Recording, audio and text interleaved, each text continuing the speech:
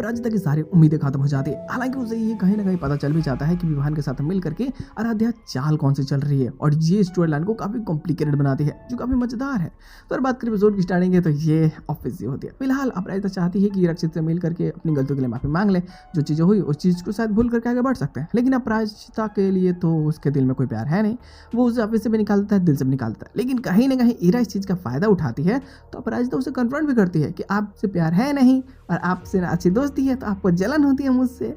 तो बोलती है कि नहीं ऐसे कुछ भी नहीं है। लेकिन अब क्योंकि अपराजिता जॉब छोड़ के नहीं जाती, कॉन्ट्रैक्ट जो पहले 3 महीने का हुआ था उसी को ये फॉलो करने लगती है। इसके जॉब से निकालने के बावजूद अब ये यहाँ इसकी मदद भी करती है, लेकिन हर एक चीज़ में ना इसको दिक्कत ही हो रही होती है और ये रोक देता है।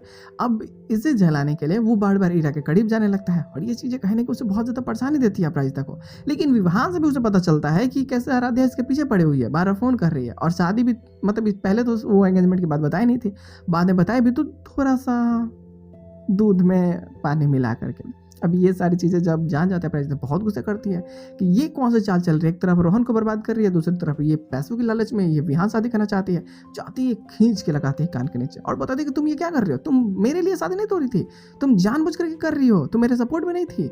अब वहाँ बता देते हैं कि हाँ मैं विहान से शादी करना चाहती हूँ और मैं विहान से ही शादी करूँगा और किसी से नहीं।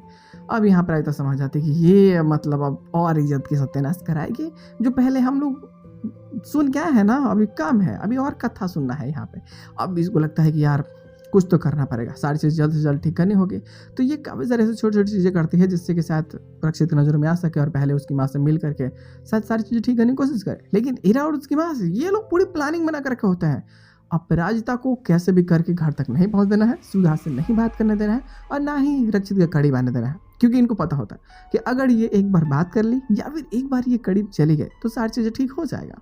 लेकिन इन्हें तो उससे पहले शादी करवानी है, तो मज़ा आएगा देखते रहने वाले स्टोरी लाइन में और क्या चीज़ हो सकती है। हालांकि यहाँ बवाल भी होगा, तो गुरु अभी देखते और प्लॉट्स में क्या नई चीज़ देखने को मिलती है।